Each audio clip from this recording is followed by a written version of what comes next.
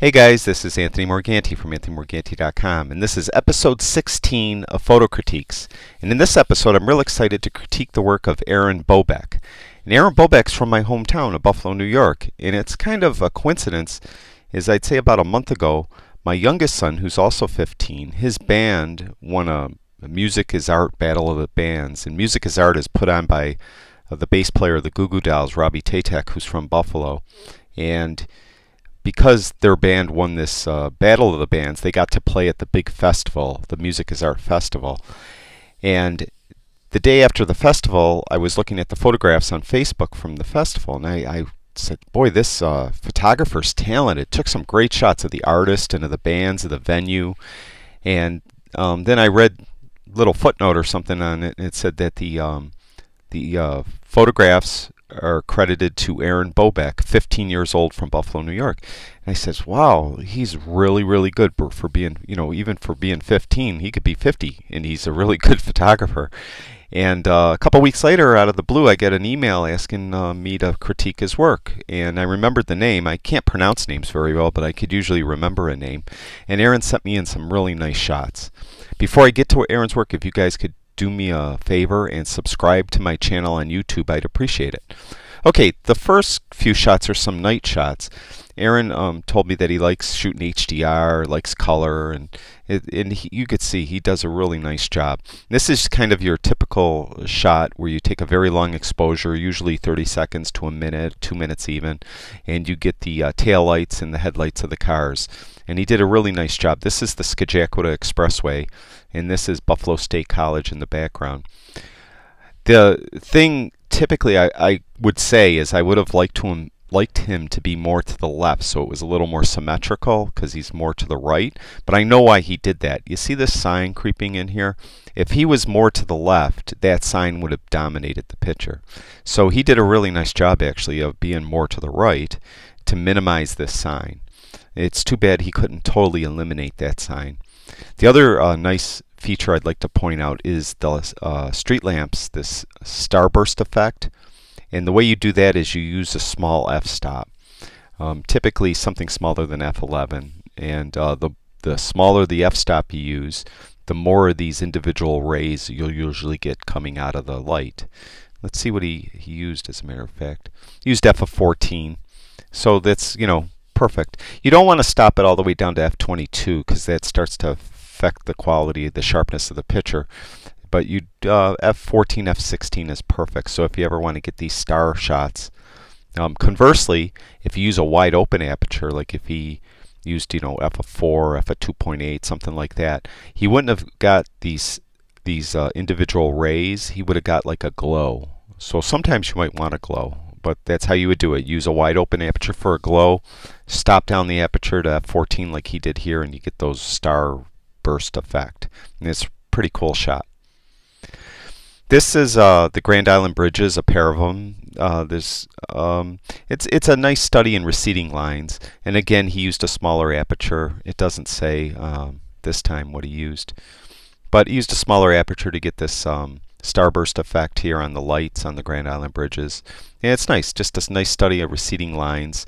Typically you don't want like a horizontal line going in front of you, like lower than this, but that's okay. He had no choice. There's no way to take this shot without that, because the road is there permanently. You can't move it. But the dominant receding lines make you forget. You don't really notice that. So that's a really nice shot too. This is, of course, the classic shot of the reflecting pool in our nation's capital, the Washington Monument. He did a very nice job of making it very symmetrical. As you can see, each side is perfectly symmetrical. The only slight thing is it's crooked.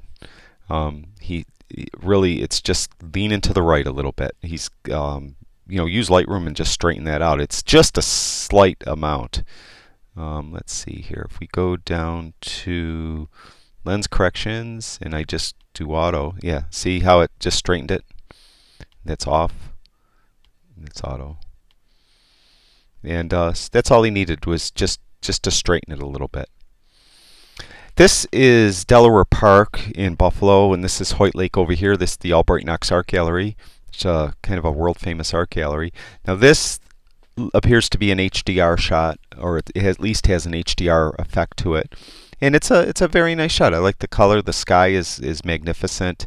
It's kind of a tricky shot to do. We don't have info. I would imagine he used quite a long exposure to expose this. Really, it's a nice shot. There's not much I really could critique about it. The way this line, it's a leading line leading you out to the Albright Knox Art Gallery. So it's very well done. This shot I like a lot. A way to, right now, if anyone's interested in shooting fall colors, and don't forget getting a close-up of the colorful leaves. This is perfect shot. He has it nicely focused right here. It's off center, so he didn't bullseye it. It's off center, and you do have kind of a leading line of a path. It's blurry, but it's subtle, so you could see that it's kind of a leading line going out into the distance into this dark. So that's really nicely done. Another thing he could have did, take multiple images and focus stacked it. And I'm going to be doing an episode of my Photoshop series, Photoshop for Photographers, where I talk about photo stacking. Might do it in the Lightroom too, even though you'd have to go into Photoshop to stack the photos, where you would focus you'd take multiple shots focusing on different points. So you'd focus here, focus here, focus here, focus here, focus all the way to maybe here.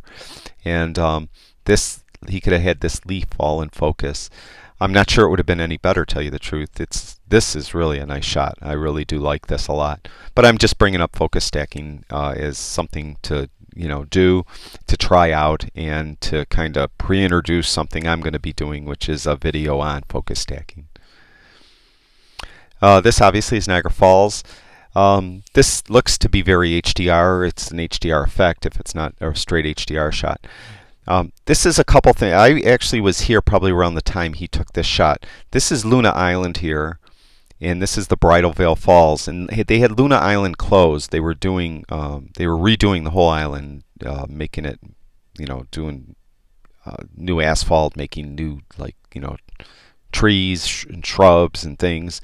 And they had this snow fence up for the path down to it, blocking it, and they had a chain link fence too. So it was very difficult to get a decent shot. He did a really nice job getting the decent shot. This fence in the foreground is unfortunate that it's there. I'm not sure he could have took the shot without it. The other thing is he's got a bright part in the sky way up here. It's not like a super bad thing to have something bright in the picture, but you'd prefer to have it more in the middle, because that's where you want the person's attention to look. And since it's a bright spot here, it kind of draws your attention away from where you want them to look, is at Niagara Falls.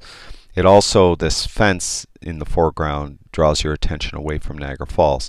What he could do is, since he really had no choice, like I mentioned, I'm familiar with this place. There was no way he could have took this picture probably without getting this fence in there.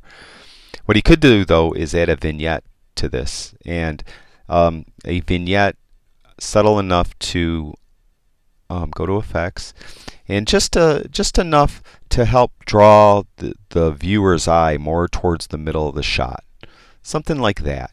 And it'll just help draw the person's view away from this bright spot up here and more into the middle of the shot. The color is nice, though. You don't want to totally eliminate that. You don't want to take a brush and just make that real dark, because the colors, it's a nice contrasting color to the rest of the sky. But you just want to tone it down just a little bit. This is my favorite shot. This shot is absolutely perfect. There's nothing really I could say about it. It's just a beautiful, beautiful shot. Thing to look at when you're doing landscapes, a couple things.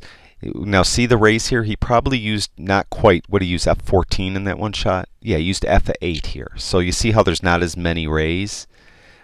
So he used a slightly larger aperture. So he got the f8, and that's just about perfect. If this had too many rays going, it would have maybe not been as good. One thing, remember I mentioned about that snow fence in the Niagara Falls picture and that road in the Grand Island Bridge pictures, how they were going across like this? They're kind of distracting. What you kind of like to do, if possible, is kind of have a diagonal line in the foreground like he has here. This is perfect. this is just excellent. It just kind of balances the picture properly. So you have this diagonal line here, then you have the horizontal horizon here. So it's just a really nice shot. The colors are beautiful. The sky is great. This is really a fantastic shot, Aaron. I don't know if that's it. Let me see. Yep, that's it. I was all excited to do more. But you did a great job, Aaron, and it's really, he's 15 years old. You guys got to give it up for Aaron. He's did a really great job. He's a really, really talented photographer, and I predict we'll be seeing a lot of his work in the future in, printed and in publications and stuff like that. And I'd like to thank him for sending his photos in to me to be critiqued.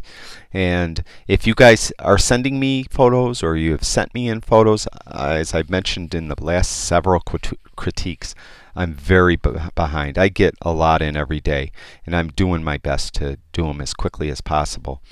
So bear with me. I'm glad to critique everyone's work. It's just going to take me a little time. And I'd like again to mention, I'd like you guys, if possible, to subscribe to my YouTube channel. I'd really appreciate that. And I'll do another critique in another day or so, and I'll try to do a bunch of them in a row maybe. I keep saying that, but it's hard to find the hours in the day to get it done. But I appreciate everyone's patience, and I appreciate everyone watching my videos. Thanks.